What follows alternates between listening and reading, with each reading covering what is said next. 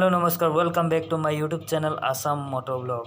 আজি মই দেখুৱাবলৈ গৈ আছোঁ আমাৰ বৰচলা নামৰ বজাৰখন, আমাৰ ঘৰৰ কাষতে লাগি থকা চেণ্টাৰটো, আৰু যাৰ নামেই হৈছে বৰচলা।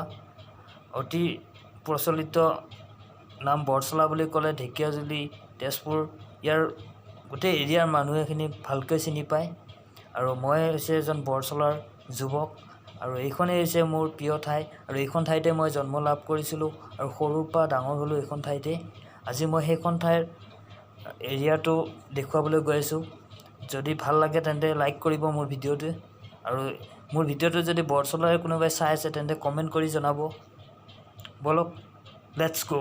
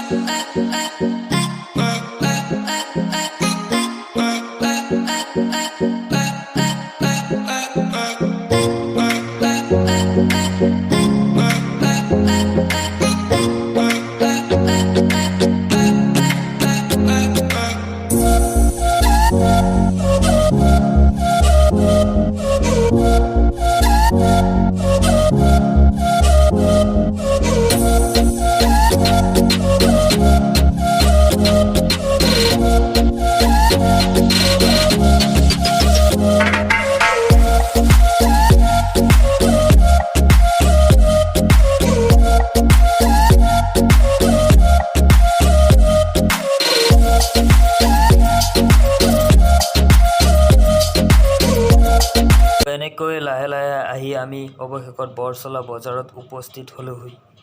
বৰ্তমান লকডাউনৰ সময়ছোৱাৰ কাৰণে বজাৰত মানুহৰ ভিৰ সমাগমটো ইমান দেখিবলৈ পোৱা যোৱা নাই। তাৰোপৰি প্ৰায় কিছুমান দোকান খোলা হৈ আছে আৰু প্ৰায় কিছুমান দোকান বন্ধ হৈ আছে।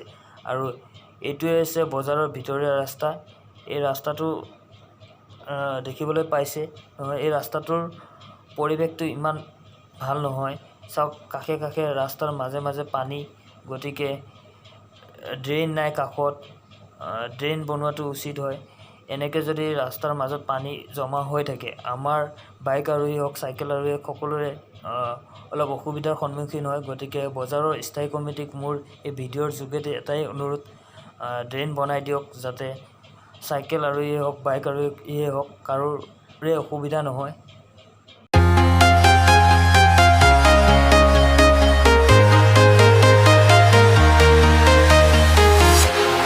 Walking alone, the streets are empty. The only thing I can see is my own silhouette. I'm getting stronger, step by step. The clock is ticking, but there's no time for regrets. I've been flying from town to town, from London to Taiwan. I've been all around the globe, trying to protect your soul. We are heroes tonight.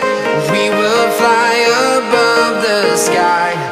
We are heroes tonight. Yeah. We are heroes tonight. We will fly above the sky. We are heroes tonight.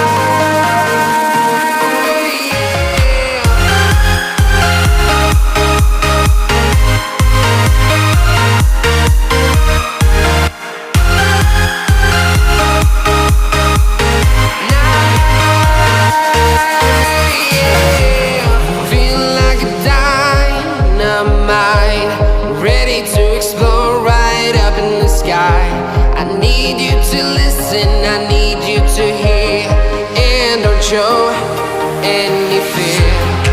I've been flying from town to town, from London to Taiwan.